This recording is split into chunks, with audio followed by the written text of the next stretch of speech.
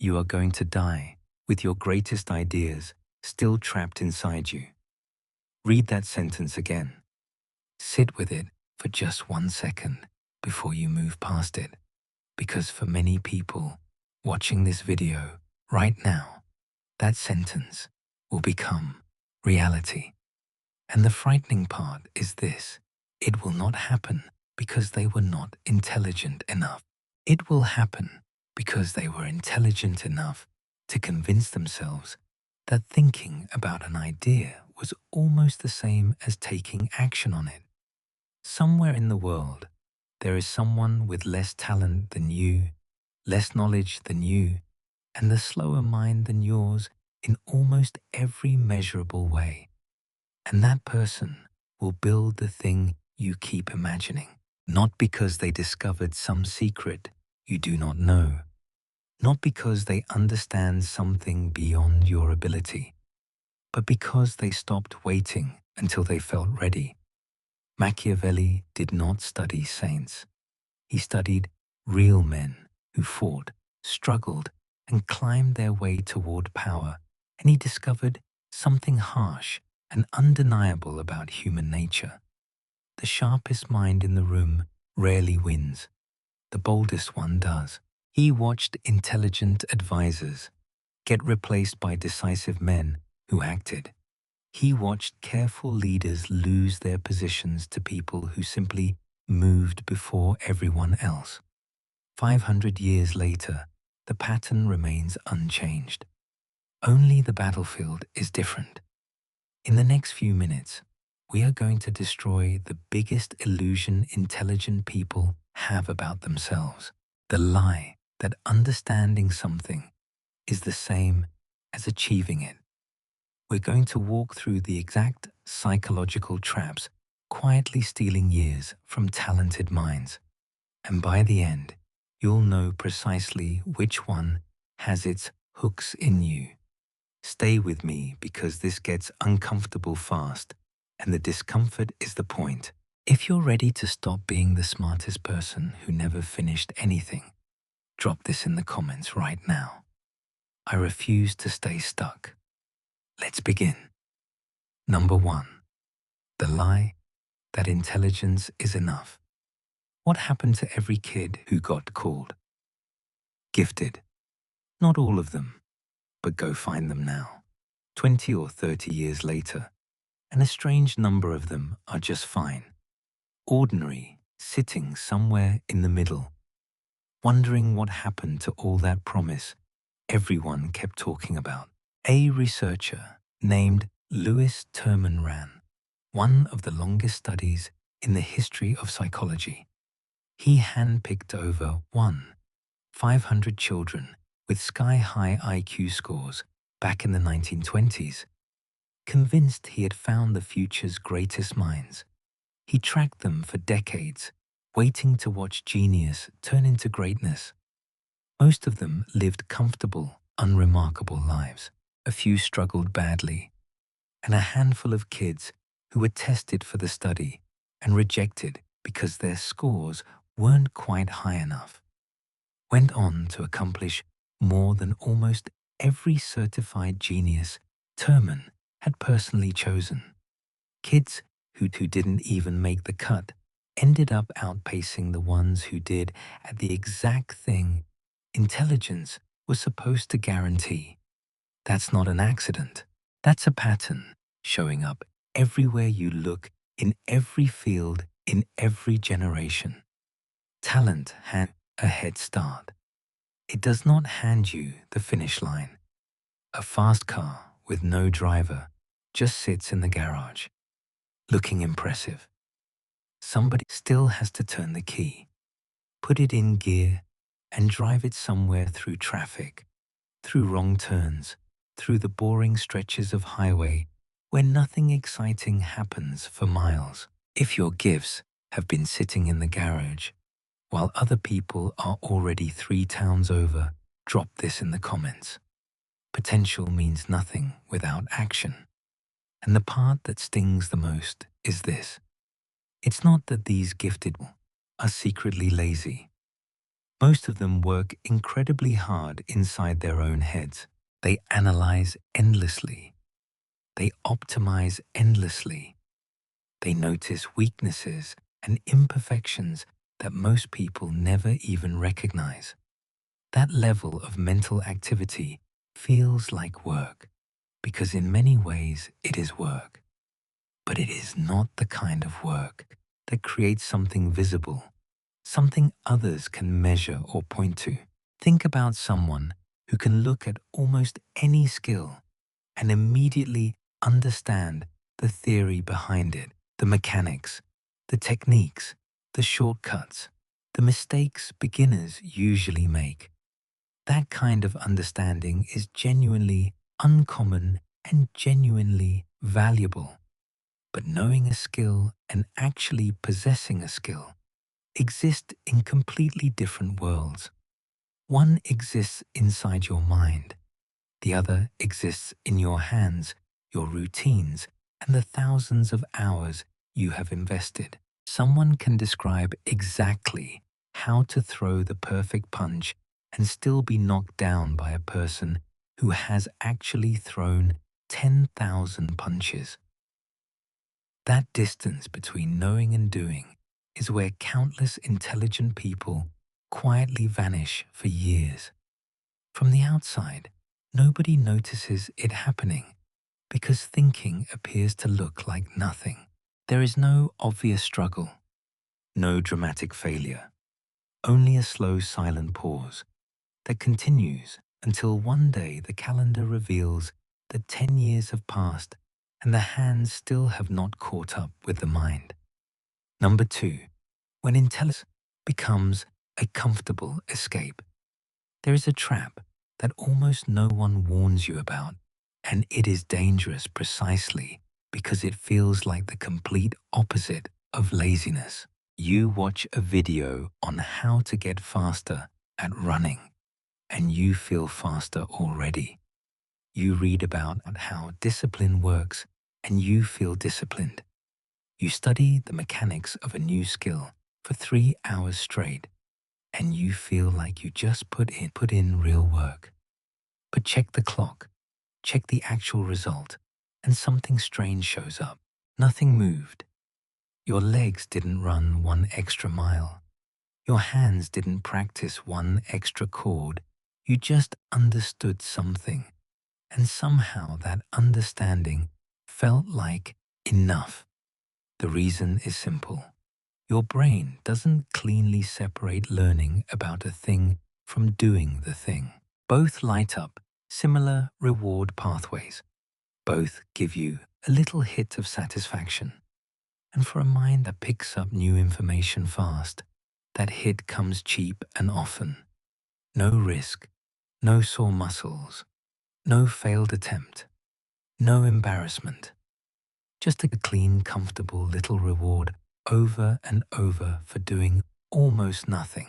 Picture two runners training for the same distance. One spends every evening reading about running form, studying elite athletes, mapping the optimal training plan down to the smallest detail.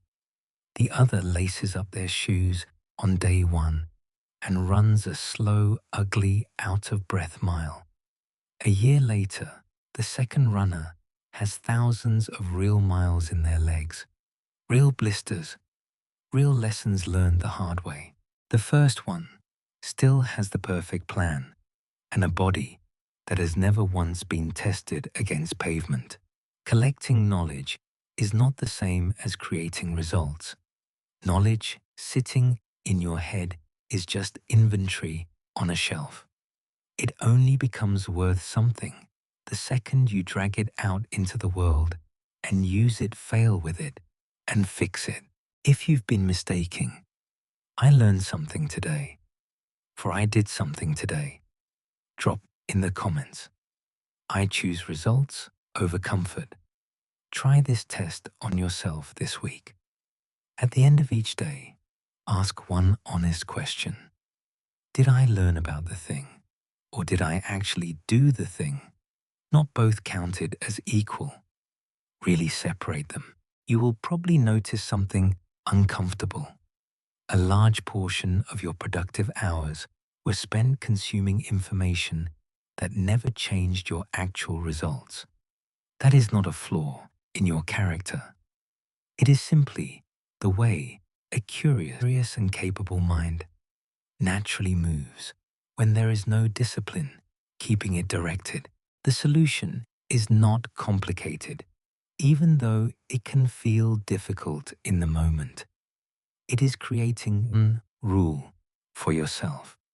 No new information until the previous information has been applied. No new tutorial until you have executed the last one. No new strategy until you have tested the old one against reality. That single rule practiced consistently will do more for an intelligent mind than another 100 hours of research ever could. Number 3. The reward system that keeps you trapped. Now we go one layer deeper, because this explains why the previous trap is so difficult to escape. Your brain releases a small amount of dopamine the moment you imagine an exciting plan, not when you complete it. When you plan it, picture the goal, design the perfect routine, map out every step in beautiful detail. All of that triggers pleasure before a single real thing has happened. This system exists for a good reason. It's what gets you excited to start. But for a mind that loves detail and complexity, planning can turn into an endless private source of that reward, completely disconnected from actually doing anything. You can build the perfect daily schedule for a new skill for weeks and never once practice it. You can design flawless training plans, meal plans, or study systems and feel genuinely proud of them, while the actual skill sits exactly where it was the day you started. Your brain, in the moment, cannot always tell the difference between "I'm getting ready to win" and "I already won." Both feel similar. Both bring a little wave of relief and pride. And because planning carries zero risk, no chance of a bad performance, no public stumble, no failed attempt, your brain quietly starts preferring it over the real thing. This is how sharp, capable people end up as expert planners of a life they never actually live. Machiavelli had no patience for this. He compared fortune to a violent river that floods without warning.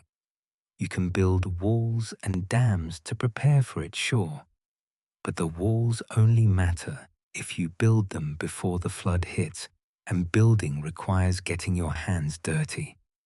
A man who spends the whole season sketching the perfect wall on paper drowns right alongside the man who did nothing at all.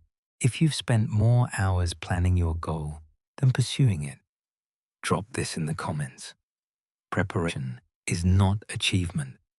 Notice how good it feels to open a brand new notebook and write down a fresh plan. That feeling isn't imagined. It's real, chemical, and completely disconnected from whether the plan ever gets followed. Companies that sell planners and trackers understand this better than almost anyone. They're not really selling organization. They're selling that little hit of dopamine that comes from imagining your future self already succeeding. There's nothing wrong with planning. A plan built in 5 minutes and tested immediately is worth more than a plan refined for 5 months and never tested at all. The moment planning stops being a bridge toward action and starts becoming a substitute for action, it quietly transforms from a useful tool into an escape. And the difficult part is that from the inside, both versions feel almost exactly the same. The only reliable way to separate them is to look at the evidence and ask one question: how much has actually changed in the real world since you began planning number 4, the hidden cost of being called smart. Somewhere during your childhood, someone probably told you that you were smart. It felt good. It was meant as a compliment, and it may have unintentionally created a burden you are still carrying today. A researcher named Carol Dweck conducted an experiment where she gave children a simple task. Afterward, she praised one group by telling them, "You're so smart." She praised another group by telling them, "You worked really hard." Then she gave both groups a choice. They could choose an easy task where success was almost guaranteed, or they could choose a more difficult task that would challenge them and carry the risk of failure. The children who were praised for effort mostly chose the harder task. The kids praised for being smart mostly picked the easy one. Think about what that means. When you're told over and over that you're smart, intelligence stops being a tool you use and starts becoming a label you have to protect. And if failing at something hard threatens that label, the safest move is to avoid hard things altogether. Stick to challenges. You're guaranteed to win, so nothing ever puts a crack in the image. That fear doesn't disappear when childhood ends. It follows people for decades.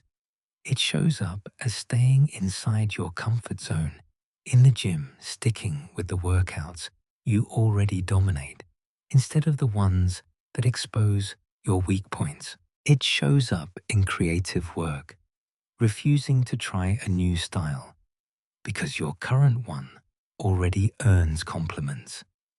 It shows up as never picking up a beginner skill in public, because starting from zero again feels unbearable when you've spent years being the smart one.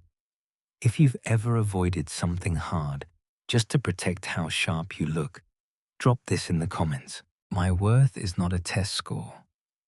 Dweck's research didn't stop at that first experiment. She followed these patterns for years and found something even more revealing. Kids praised for being smart were more likely to lie about their scores just to protect the image, while kids praised for effort stayed far more honest because their sense of worth was never tied to one fixed number in the first place. One small sentence of praise, repeated enough times in childhood, quietly builds two completely different relationships with failure that last a lifetime. Watch how this plays out in adults who were once the smart one. They read the instructions for something new and get frustrated within minutes if it doesn't click immediately, because struggling feels like evidence against the identity they've carried since childhood. Meanwhile, someone who was never labeled that way expects to struggle, expects to look clumsy and pushes through it without any of that extra emotional weight. The label that was supposed to be a gift quietly became a cage. Number 5, when identity blocks growth. Once your intelligence becomes your identity, a mistake stops being just a mistake. It becomes proof, or at least it feels that way, that you were never as sharp as everyone thought. That kind of pressure quietly reshapes your behavior in a very specific direction. You start avoiding anything where you might look ordinary. You stop trying the new sport that everyone else already plays well, because starting as the worst one in the group feels like exposure, not fun. You stop letting anyone see your first drafts, your unfinished sketches, your rough early attempts, because not being perfect yet starts to feel dangerously similar to not being good enough. You stop entering the competition, the race or the challenge, until you are certain you can perform well, even though almost no one who eventually succeeds waited for that kind of guarantee. Slowly, without a single dramatic moment protecting your image, quietly takes the place of building your future. It is a trade you barely notice happening. You exchange growth for comfort, one small avoided risk at a time. And there is a painful irony hidden inside it all. The more naturally talented a person is, the more they sometimes believe they have more to lose by trying, because their identity has been built around already being good instead of continuously becoming better. Someone with less natural ability often never carries that same burden. They begin at zero, become comfortable, looking like a beginner, and continue moving forward without that extra weight holding them back. If you have been choosing to look good instead of becoming great, write this in the comments. I would rather grow than look perfect. There's a version of this trap that hides behind something that looks almost noble. It sounds like, I'm just being realistic, or I don't want to make promises I can't keep. On the surface, that sounds mature and grounded, but peel back one layer, and often what's really being protected isn't realism at all. It's the comfort of never having to fully commit and find out whether your best effort would have been enough. Staying vague keeps you safe from ever truly testing yourself. Now picture someone with less raw ability who commits completely, fails in front of people, and gets back up anyway. In the short term, they look foolish. Over years, that willingness to be seen, struggling, compounds into real skill and real toughness, while the person quietly protecting their image stays exactly where they started, still impressive on paper, still explaining to themselves why the timing isn't quite right yet. Number 6, the comfort zone between dreams and action. There's a pattern you've probably lived through yourself. Big dream, real passion in your voice when you describe it, a clear picture in your head of exactly what it would look like. And yet month after month, year after year, it never actually starts. Sharp minds are often incredible dreamers. They can picture the finished song, the finished painting, the marathon finish line, the fully learned language, in vivid, almost cinematic detail. But seeing it clearly in your head is not the same as moving one single step toward it in real life. What usually fills the gap between the dream and the action is a long list of small, safe, familiar tasks. Reorganizing your gear, researching more tips, rewatching tutorials, cleaning your workspace. Activities that feel productive but ask nothing risky of you. They create the feeling that you are moving forward, while your feet remain exactly where they have always been. Real growth does not happen inside that comfortable zone. It happens directly at the edge of it. The first awkward attempt at learning a new instrument. The first slow and embarrassing lap around the track. The first painting you create that looks nothing like the image you had in your mind. Growth exists in the space where you still do not know what you are doing, and you choose to do it anyway, poorly, privately, or in front of everyone.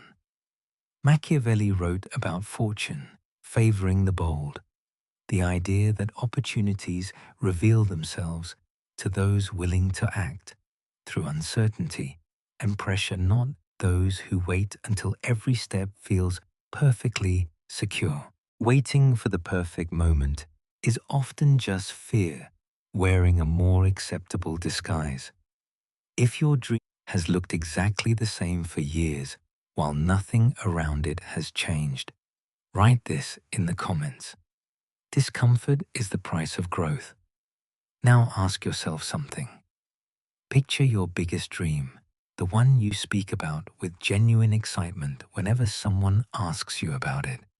Has it looked exactly the same for the last year, 2 years, maybe longer?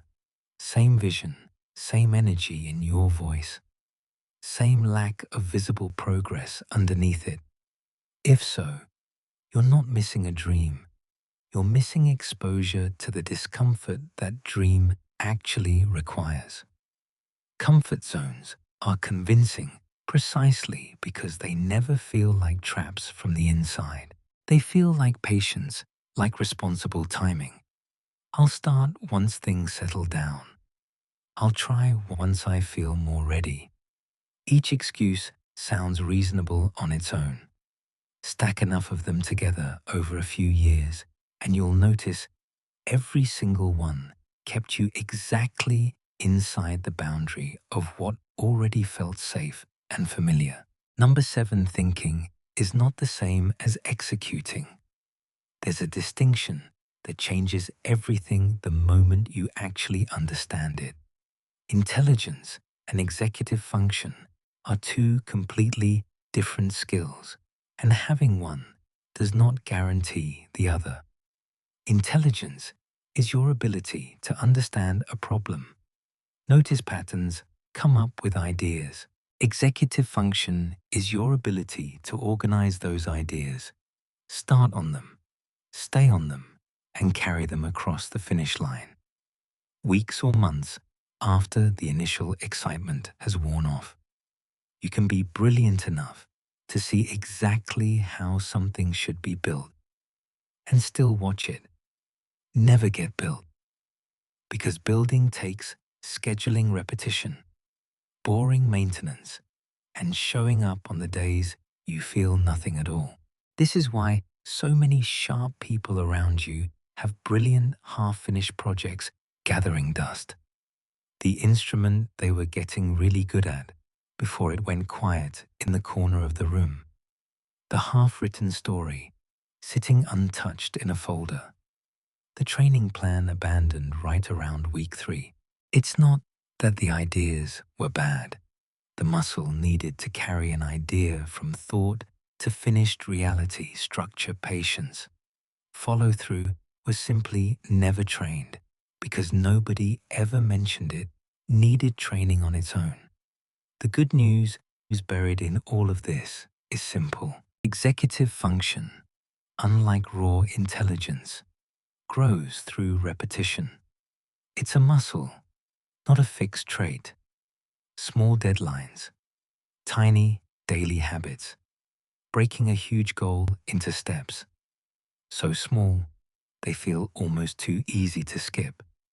None of that requires being smarter. It requires structure, and structure can be built by absolutely anyone willing to practice it. If you have ever watched a brilliant idea quietly disappear because nothing was scheduled, measured, or completed, write this in the comments. Ideas are cheap. Execution is everything. There is a stage in almost every project where the excitement of beginning has already faded, but the finish line is still too far away to feel real. People sometimes call this the messy middle, and it is exactly where most ambitious efforts quietly collapse. The beginning feels exciting because everything is fresh and new. The end feels rewarding because the result is finally within sight. But the middle is long repetitive and honestly often boring. And that is precisely where discipline matters more than raw talent ever will. A person with average natural ability but strong consistency will move through that difficult middle almost automatically because the habit carries them forward. A highly intelligent person without that structure experiences the same boredom just as intensely, becomes attracted to the next new an exciting idea and quietly abandons the current project 2/3 of the way through, right before it could have finally produced results. Look back, honestly, and you'll probably find your own version of this graveyard. Things that were 70% finished and never touched again. Number 8. 5. Psychological traps that quietly destroy potential. Let's name the 5 traps directly, because once you can name a thing, you can finally see it working against you. The sedative of recognition. This is chasing praise for being clever instead of chasing an actual finished result. Compliments feel wonderful in the moment, but they can quietly replace the drive to build something real because the emotional need underneath gets satisfied without a single real output ever existing. The paradox of praise. Just like Dweck's research showed, being praised for being smart instead of for effort teaches you to protect your image rather than expand your ability. Slowly, that paradox pushes talented people toward the safe and easy path instead of the harder path where real mastery actually gets built. The asymmetric standard. This is holding yourself to a standard so impossibly high that nothing you make ever feels ready to show anyone. Sharp minds notice every flaw in their own work with painful clarity, so they keep polishing something that was actually finished weeks ago, terrified of releasing anything less than perfect. The asynchronous mind. A fast mind gets bored with slow progress. It gets frustrated watching things unfold at a normal human pace. It gets pulled toward the next shiny idea before the first one is done, leaving behind a trail of half-finished attempts instead of one single finished masterpiece. The contempt reflex. This might be the most self-destructive trap of all. A quiet, sometimes barely conscious feeling of superiority toward people who are less sharp but somehow further ahead. Instead of studying what those people are actually doing right, the clever mind dismisses them to protect its own ego and learns absolutely nothing in the process. You cannot learn a single lesson from someone you have already decided is beneath you. Each of these traps operates silently in the background. None of them arrive with a warning sign. They simply build year after year until one day a truly gifted person looks up and realizes that an entire decade has passed with almost nothing tangible to show for it. If you recognized yourself in even one of these 5 traps, write this in the comments. I see the trap, and I choose to break it. What makes these 5 traps so dangerous is that they do not exist separately. They feed into one another in a continuous loop. The comfort of recognition makes you chase approval instead of completed work, which reinforces the paradox of praise, which makes you protect your image even more, which strengthens the asymmetric standard, because nothing ever feels ready to release, that leaves projects unfinished, which increases the frustration of the intelligent mind, because progress feels slower than it should. Over time, that frustration can transform into the contempt reflex, a defense mechanism where you dismiss people who are moving ahead of you so you do not have to confront how far behind you have actually become. Breaking this cycle does not require more intelligence. It requires one small, intentional interruption at a time. When the asymmetric standard whispers, "This still isn't good enough to show anyone," the interruption is picking a hard deadline and putting it out into the world anyway. When the contempt reflex whispers, "They only got ahead because they got lucky," The interruption is asking that person one honest question about what they actually did differently. None of these interruptions require brilliance. They require humility. And ironically, being sharp often makes humility harder to reach because a clever mind is very good at making its own excuses sound convincing, even to itself. Number 9. The wake-up call most people ignore. There's a specific moment a lot of sharp, capable people go through eventually, and it's brutal. It's the moment they finally compare their potential against their actual results. It hits during a quiet, ordinary evening, or a milestone birthday, or a night they can't sleep. A moment where they picture where they thought they'd be by now, against where they actually are. And the person they compare themselves to isn't always someone more gifted. Often, it's someone who started with less, moved slower on paper, but simply never stopped moving. That comparison brings a very specific kind of pain. Not the pain of failing, because failing at least means you tried something real. This is the pain of absence. Years spent thinking instead of doing. Ideas that were good enough to work, but never made it past a notebook page. A version of a life that was always available and never chosen. What matters most about this moment is that it doesn't have to wait until you're 50, looking back at decades from the sidelines.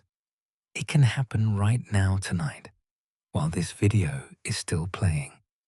If you're willing to be honest with yourself about which of these traps has quietly had its hands on you, the decision on the other side of that honesty is simple to say and hard to actually live. Stop collecting more knowledge and start using what you already have. Stop refining the plan and start testing it in the real world. Stop protecting the image of being the sharp one and start accepting the risk of looking like a total beginner again. Machiavelli understood something brutal about how history remembers people. It rarely remembers the most thoughtful ones. It remembers the ones who moved at the right moment, even before they felt fully ready. That's the trade every talented person eventually has to make. Trading the comfort of thinking for the risk of actually doing. What makes this kind of regret heavier than ordinary regret is that it isn't tied to one single bad choice you can point back to and learn from.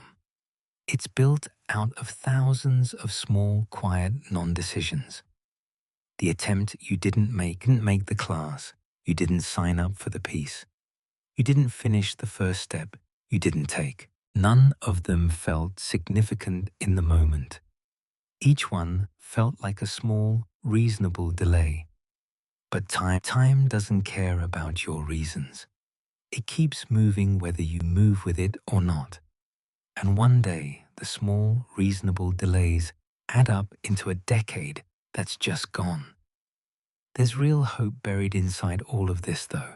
The exact forces that caused the stall can be reversed starting today. You don't need to undo 10 years in one afternoon. You need to break the pattern once right now, in one specific place in your life. Start the thing you keep postponing. Finish the thing that's been sitting at 90% for months. Show up as a total beginner at something on purpose today. The size of the action matters far less than the simple fact that it interrupts the loop. Let's bring it all together. Intelligence is only potential until it turns into consistent action. It's the raw material, not the finished thing. It's the engine, not the destination. You can own the fastest engine on the entire road, and if it never leaves the driveway, it will never take you one single mile. Real progress doesn't come from endless understanding. It comes from daily, repetitive, unglamorous execution. Showing up and doing the work on the days your motivation has completely disappeared and your excuses sound perfectly reasonable. Machiavelli understood this truth centuries ago, and it keeps proving itself true today. The people who succeed are rarely the ones who know the most. They are the ones who continue building, continue showing up, and continue taking the next small step, even when progress feels invisible and the results seem painfully slow. So do not become the intelligent person who never wins.